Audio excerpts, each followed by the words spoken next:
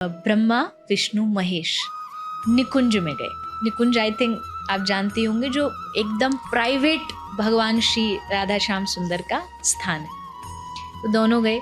बाहर कौन खड़ी मिली?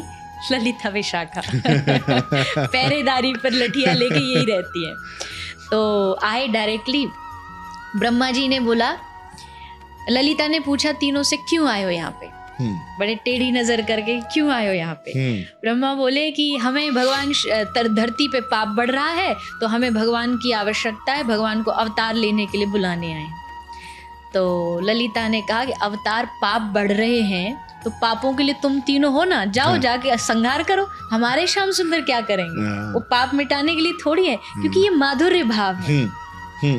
तब महादेव आ गया, क्योंकि महादेव वैष्णवता समझते हैं। जी। तो महादेव ने समझा ये काम बिगाड़ेगा थोड़ा मुझे कमान संभालनी पड़ेगी।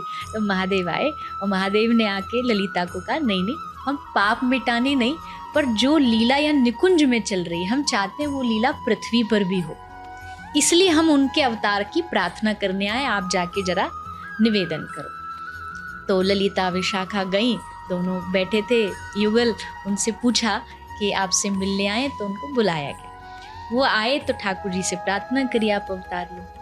ठाकुर जी ने कहा, हम अकेले तो नहीं लेंगे, हमें आज्ञा चाहिए, ये जो हमारे बाएं में बैठी है ना, ये बोलेंगी तो हम अवतार लेंगे। श्री जी से कहा, तो श्री जी ने पहला ही प्रश्न किया, वहाँ वृंदावन होगा? ठाकुर जी ने कहा नहीं। वहाँ यमुना जी होगी? नहीं। वहाँ गिरिराज जी होंगे? नहीं। श्री जी बोली, मैं भी नहीं जाऊँ। यत्र गोवर्धनम नास्ति यत्र नो यमुना नदी यत्र वृंदावनम नास्ति न तत्र में मन सुख।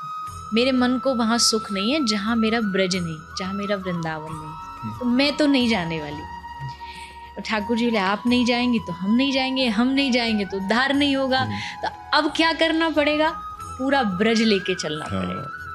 तो ठाकुर जी पूरा ब्रज लेकर के, पूरा वृंदावन ही आप समझ लीजिए, वहां से उठाया, पूरा कॉपी पेस्ट लाके इस धरती पर रख। ये जो आप और हम जिस वृंदावन में जाते हैं, ये कोई भूमि का टुकड़ा नहीं, ये उसी दिव्य धाम का वृंदावन उतार के ठाकुर जी श्री जी के लिए लाए, ताकि श्री जी मेरे साथ चलें और लीला कर सकें।